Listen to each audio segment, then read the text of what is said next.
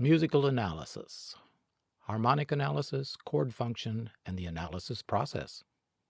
An important skill music students must acquire is how to analyze a piece of music.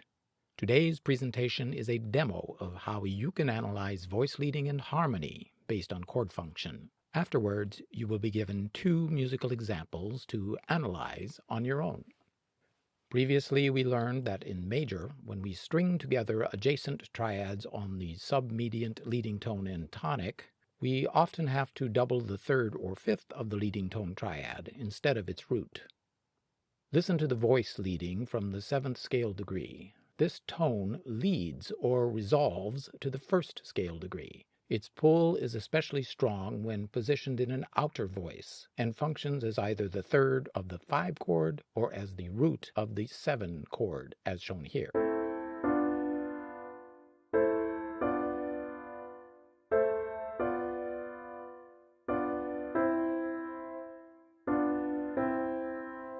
We have to avoid creating hidden octave situations where the leading tone is doubled, which is what happens in this example, unfortunately.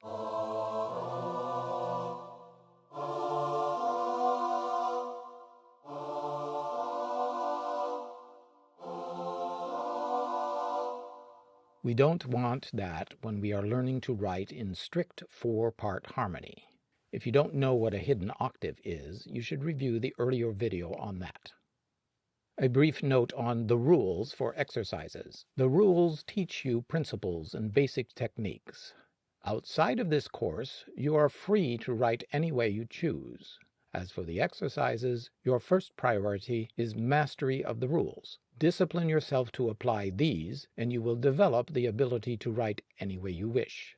If you've seen the 1984 movie, The Karate Kid, you'll recall the principle behind Sensei Miyagi's statement, "Learn balance, Daniel-san.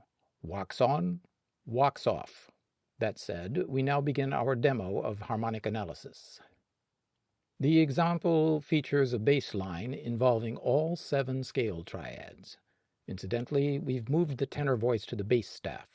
Notice the smooth flow of all 3 upper voices, particularly in bars 6 and 7, where the 2, 7, and 6 chords meet up.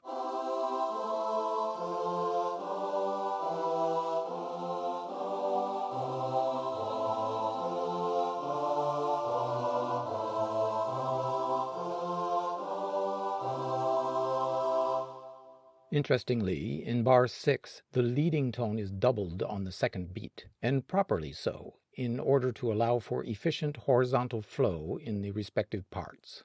Listen once more.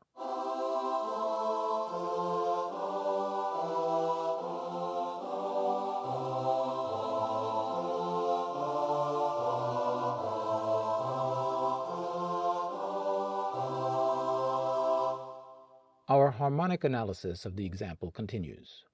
Bar 1, tonic to submediant. That Arabic figure 8 over the initial bass note indicates that the soprano doubles the bass on C at the octave. That note, along with the E in the tenor, are common tones shared by both 1 and 6 chords. Common tones retained, the alto steps up to double the A. Bars 1 and 2. The A and C in soprano and alto become the next common tones linking submediant in bar 1 to subdominant in bar 2, while tenor moves up a half step to the nearest chord tone F on the downbeat. Bar 2. As we have learned, the move from subdominant to dominant, 4 to 5, requires contrary motion between bass and upper voices, as the 2 triads share no common tones. Bars 2 and 3, the movement from dominant 5 down to mediant 3 is similar to tonic 1 down to submediant 6, since the 2 triads share 2 common tones. Let's hear this common connection in the highlighted bars. Bars 3 and 4. But the movement from the mediant 3 through subdominant 4 and dominant 5 triads involves stepwise diatonic movement, again requiring contrary motion between upper voices and bass. No common tones there. Listen for this in bars 3 and 4. One more feature of bar 4. The 5-to-1 in bar 4 is a circle of fifths, dominant 5 to tonic 1 progression, pivoting around the common tone G in the soprano. And to refresh our memories, we'll now listen to the first 4 bars combined.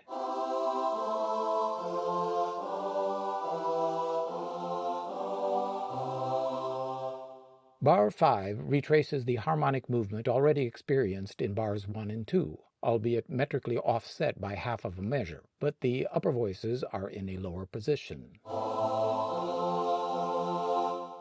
Bars 6 and 7.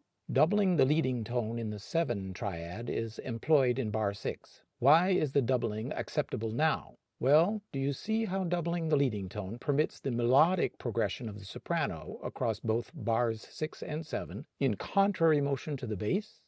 A few academics will dislike this point, but because of the voice leading here, the doubled leading tone does not seem objectionable. It's a subtle point, but great music is about subtleties, about sound, and not about blindly following one rule at the expense of others. Moving on. Bars 8 and 9. The 4-5 progression, a pair of diatonic neighboring chords, positions the leading tone to lead the soprano upward naturally to the tonic. So the phrase ends in a perfect, authentic cadence, which we label PAC. Follow along while we listen once more to the entire example.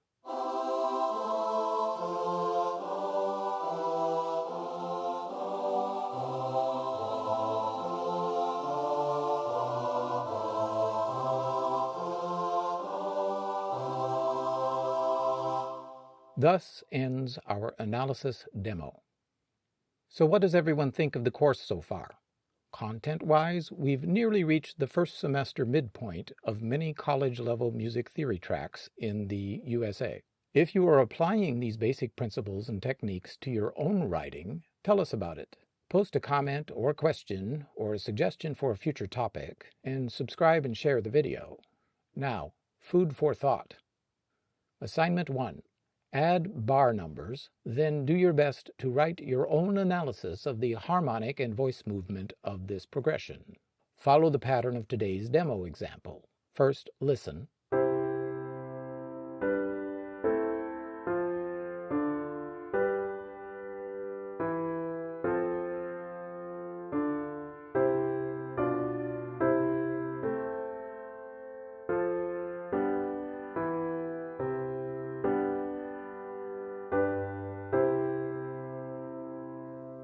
Now, wax on, wax off. Next, proceed to Assignment 2.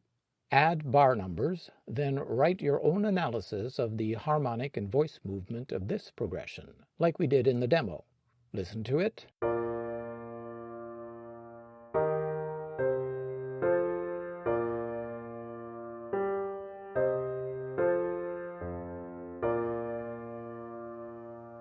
Do your best. Your analyses of the examples may be as detailed as you wish. Wax on, wax off. Thank you for waxing.